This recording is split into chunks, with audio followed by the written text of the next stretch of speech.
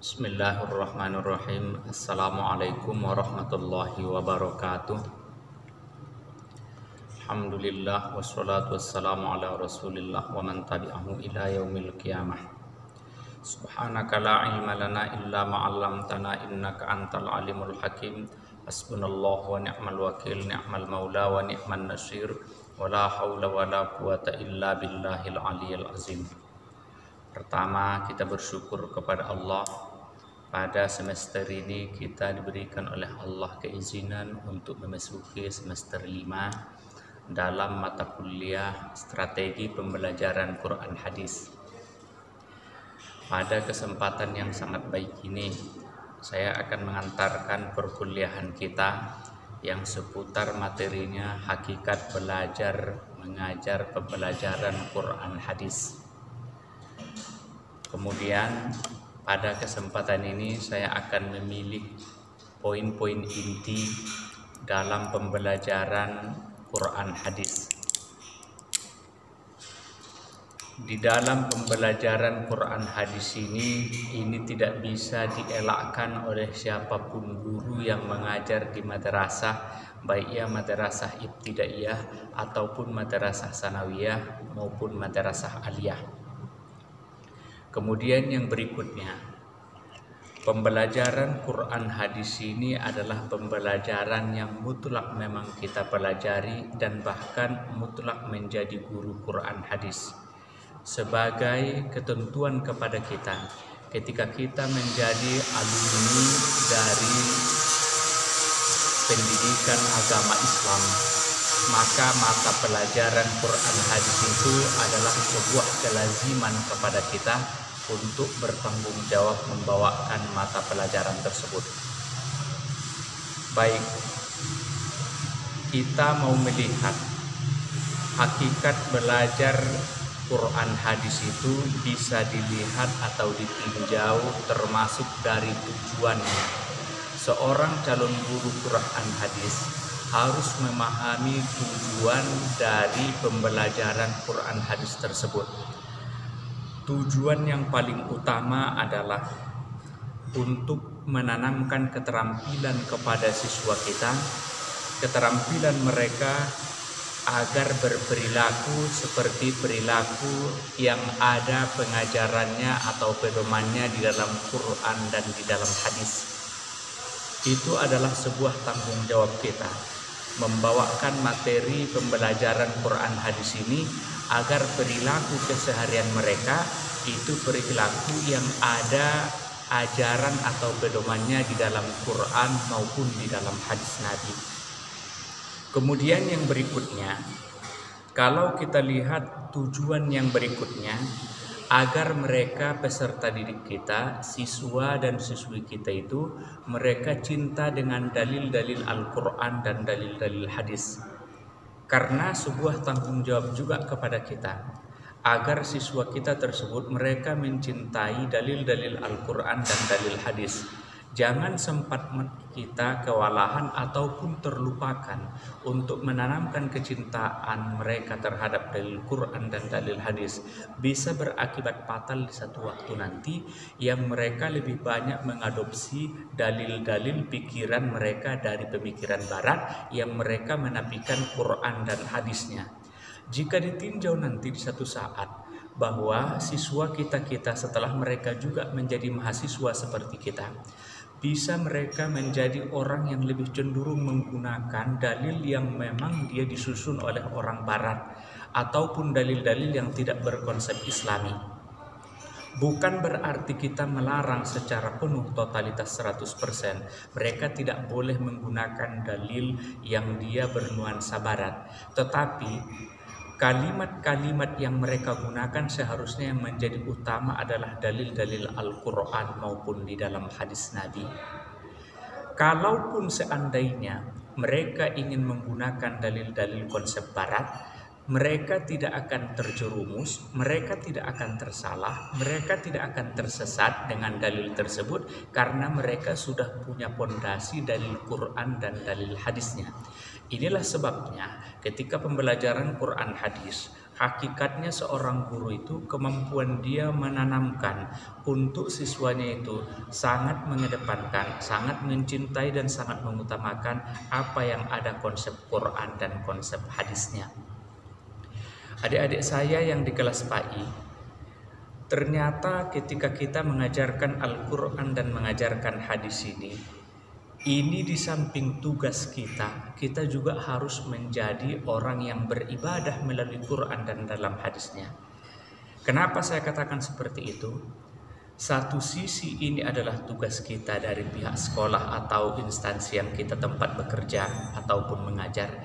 Di sisi yang lain, kesempatan yang sangat istimewa kepada guru Quran hadis untuk sekaligus dia beribadah tentang Quran dan tentang hadis.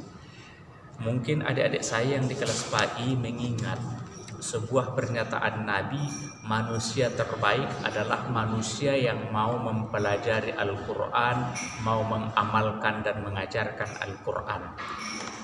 Dulu mungkin kita adalah orang yang mempelajari Al-Quran. Pada harinya nanti kita mengajar, kita akan mengajarkan Al-Quran. Sempurnalah kita menjadi orang yang terbaik, kata Nabi, kalau kita sudah mempelajari dan sudah mengajarkan Al-Quran. Berikutnya, ada yang disebut dalam hakikat belajar atau pembelajaran Quran hadis ini, fungsi dari pembelajaran Quran hadis. Adik-adik saya yang di kelas PAI harus memahami fungsi dari pembelajaran Quran hadis itu setidaknya ada 5 menurut para ahli atau pakar pendidikan kita. Mereka susun dengan tertata dan inilah harus yang memang kita wujudkan dalam pembelajaran Quran hadis. Yang pertama, fungsi pembelajaran Al-Quran hadis itu adalah untuk pemahaman Al-Qurannya dan hadisnya. Adik-adik saya yang di kelas PAI, ketika kita mengajarkan Quran hadis, salah satu tugas kita adalah memahamkan mereka tentang ayat-ayat Al-Quran yang kita pelajari, baik ia Qurannya maupun hadisnya. Pertama, langkah kita tentunya membaguskan bacaan mereka tentang Quran yang kita pelajari. Setelah kita baguskan pembelajaran bacaannya, maka kita lihat pemahaman maknanya. Bahkan jika dibutuhkan, meskipun tidak semua ayat punya asbabun nuzul, sebagai guru Quran hadis harus memahami asbabun nuzul yang ada di dalam ayat tersebut jika dia punya asbabun nuzul. Karena tidak semua ayat Al-Quran juga mempunyai asbabun nuzul. Ada yang punya asbabun nuzul, ada yang tidak punya asbabun nuzul. Namun yang paling menarik, jika seandainya kita temui ayat Al-Quran yang mempunyai asbabun nuzul, maka sangatlah lebih mudah kita untuk mengajarkan dan memahamkan mereka. Kalau kita memahami asbabun nuzulnya, mereka juga bisa memahami asbabun nuzul. Sebab asbabun nuzul itu juga tidak terlepas dari kajian Al-Quran. Berikutnya yang kedua, fungsi dari pembelajaran Quran hadis itu yang bagian dari hakikat pembelajaran Quran hadis ini, yang kedua adalah sumber nilai. Itu tadi yang kita katakan di bagian pengantarnya. Seorang guru harus sanggup untuk menjadikan para siswanya itu menjadikan nilai Quran dan nilai hadis sebagai nilai di dalam hidupnya. Ketika dia menjalani kehidupannya mulai dari umur dewasa sampai akhir hayatnya nanti, itulah tugas kita membuat mereka adalah orang yang mempunyai nilai dalam kehidupannya dengan nilai Quran dan nilai hadis. Berarti bisa kita tanamkan juga mereka jangan salah adopsi dalam masalah nilai. Terkadang anak-anak yang pada hari ini, mereka yang sekolah di sanawiyah ataupun di aliyah, yang mereka idolakan bisa mereka jalankan sebagai nilai hidupnya, padahal belum tentu itu dibenarkan dalam agama kita. Tetapi ketika seorang guru Quran hadis yang baik, dia akan mengingatkan siswanya, mereka menjalankan nilai bukan siapa yang mereka sukai saja, tetapi panduannya adalah dari Al-Quran dan dari hadis Nabi. Yang ketiga, fungsi pembelajaran Quran hadis dalam hakikat belajar atau pembelajaran Quran hadis yang ketiga adalah sumber motivasi. Boleh jadi motivasi para siswa kita itu adalah dari beberapa hal atau beberapa macam sumbernya.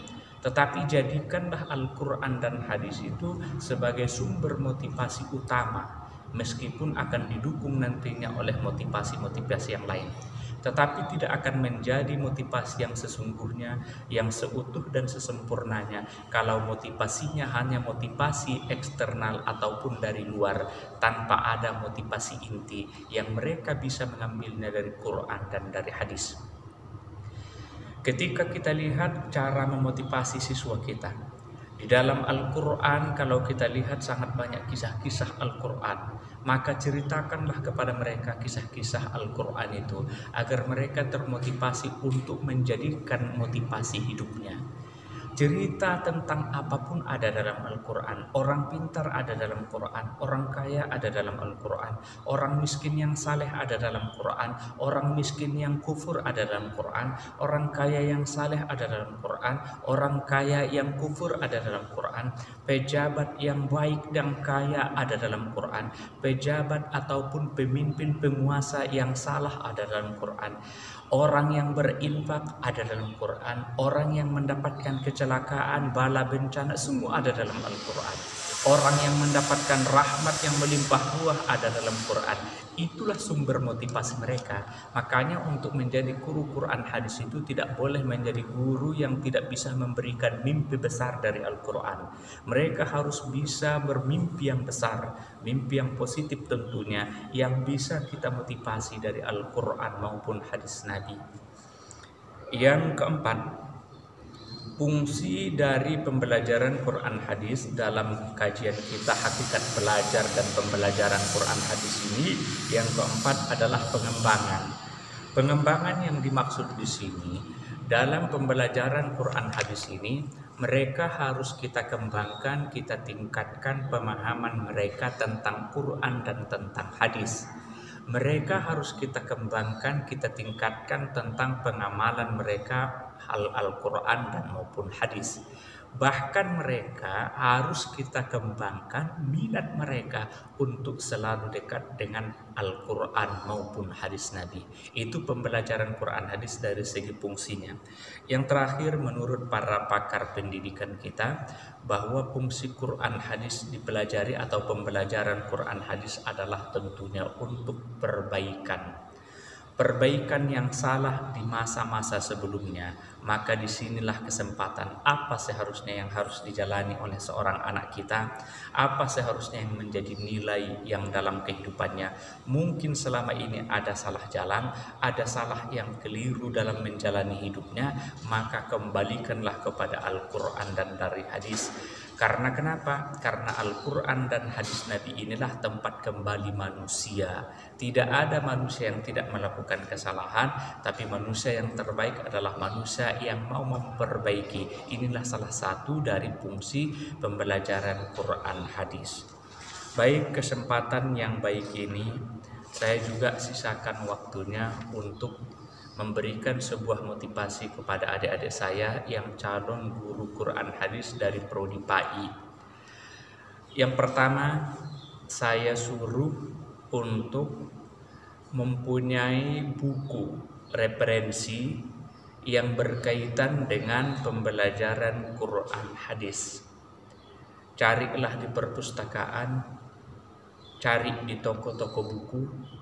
Beli bukunya, jangan pernah merasa merugi, karena kata Imam Syafi'i, dalam menuntut ilmu itu tidak ada yang gratis, harus ada yang disebut dengan bulgoh. Bulgoh itu adalah pembiayaan dalam proses pendidikan. Yang kedua, motivasi diri kita yang calon guru Quran hadis ini untuk membenarkan kian, baik ya bacaan Quran dan pemahaman hadis kita. Begitu kita nanti habis menyusun skripsi, masuk kita untuk memasuki sidang dan kita ditamatkan dari UIN Sumatera Utara, kita sudah siap untuk terjun ke lapangan ketika kita diamanahkan membawakan guru Quran hadis.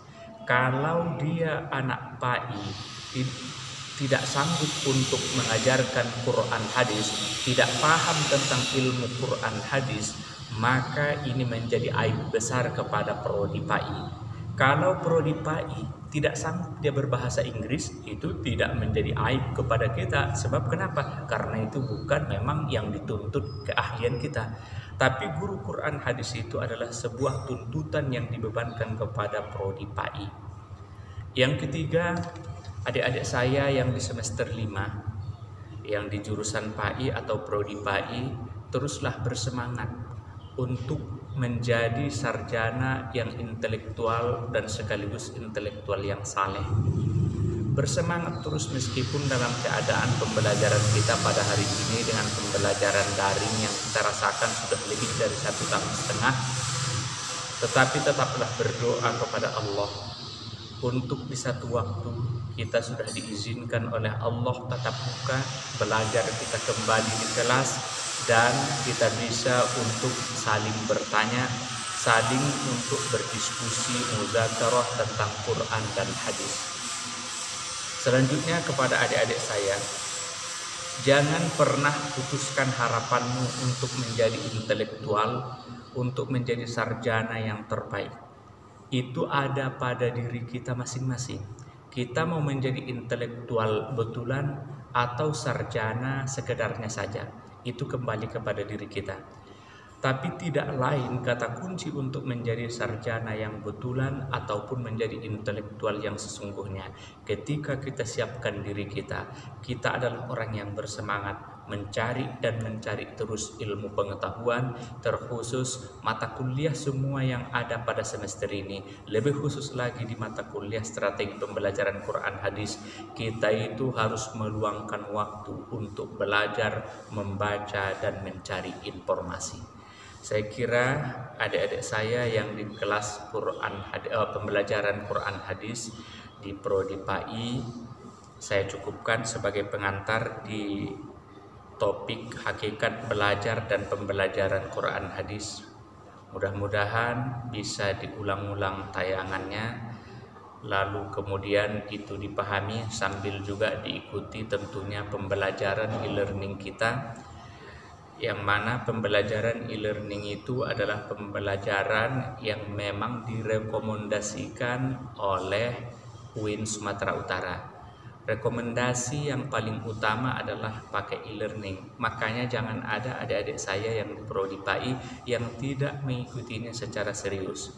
Bahkan penilaian adik-adik saya semua adalah yang memang bisa kita buktikan dan bisa terdokumentasi itu ada pembelajaran e-learning. Untuk itu tidak betul kalau ada yang berpemahaman pembelajaran e-learning itu tidak terlalu penting. Justru hanya pembelajaran e-learning lah yang memang bisa dibuktikan dokumentasinya. Beda dengan Zoom, beda dengan WA Group. Zoom dan WA Group itu adalah sebagai pendukung kita buat, tapi yang paling utama adalah pembelajaran kita di e-learning. Itu dulu yang bisa saya sampaikan. Billahi taufiq wal hidayah. Wassalamualaikum warahmatullahi wabarakatuh.